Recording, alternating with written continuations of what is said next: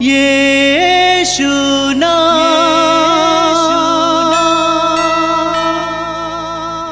यीशु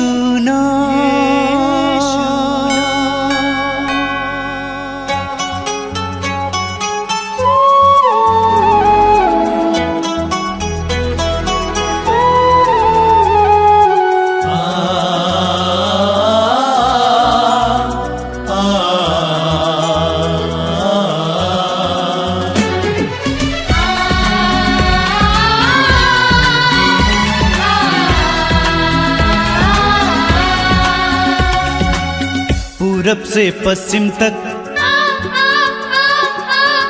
उत्तर से दक्षिण तक, पूरब से पश्चिम तक, उत्तर से दक्षिण तक, गूंजे गूंजे यीशु नाम, यीशु नाम। पूरब से पश्चिम तक, उत्तर से दक्षिण तक, गूंजे गूंजे यीशु नाम, यीशु नाम।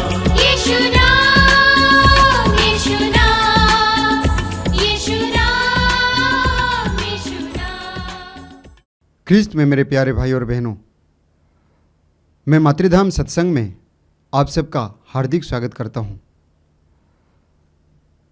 स्तोत्रकार कहता है, मैं जीवन भर प्रभु की स्तुति करूँगा, जब तक जीवित रहूँगा प्रभु के भजन गाऊँगा। वो महान ईश्वर हम लोगों को और एक दिन प्रदान किया है और एक अवसर दिया है उसकी स्तुति करने के लिए, आराधना करने के लिए। हम जानते हैं कि हमारे पास कुछ नहीं है प्रभु को देने के लिए, हम केवल उसकी महिमा गा सकते हैं, स्तुति कर सकते हैं। आइए हम उस महान ईश्वर की स्तुति करें, आराधना करें दिल से, लगन से, उत्साह के साथ। जब हम स्तुति करते हैं हम आज़ाद हो जाते हैं, स्वतंत्र हो जाते हैं, बंधन खुल जाते हैं। यह हमें नहीं भूलना चाहिए।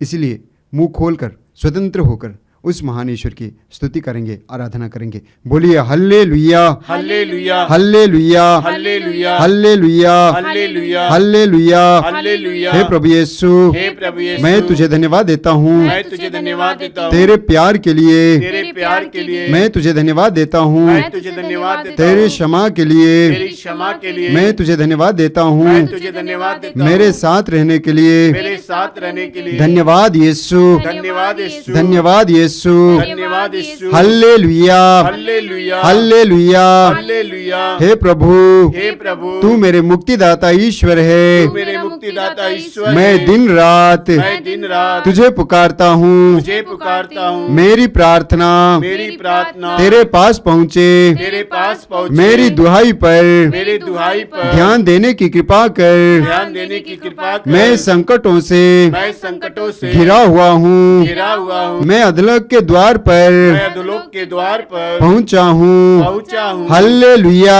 Hallelujah, hallelujah, hallelujah, hallelujah. Hallelujah. हे प्रभु, हे प्रभु, मैं तुझे धन्यवाद देता हूँ, मैं तुझे धन्यवाद देता हूँ। मैं तेरी स्तुति करता हूँ, मैं तेरी स्तुति करता हूँ। मैं तेरी आराधना करता हूँ। मैं तेरी आराधना करता हूँ। Hallelujah, hallelujah, hallelujah, hallelujah, hallelujah. Hallelujah. तूने कहा है, तूने कहा है, मैं अपने कृपा पात्र मैं अपने कृपा पात्र दाऊद से दाऊद से प्रतिज्ञा कर चुका हूँ। प्रतिज्ञा कर चुका हूँ। मैंने शपथ खाकर मैंने शपथ खाकर अपने सेवक दाऊद से अपने सेवक दाऊद से कहा था, था, मैं तुम्हारा वंश मैं तुम्हारा वंश सदा के लिए सदा के लिए स्थापित करूंगा। स्थापित करूंगा। तुम्हारा सिंहासन तुम्हारा सिंहासन युग युगों तक युग युगों तक सुदृढ़ बना रहेगा।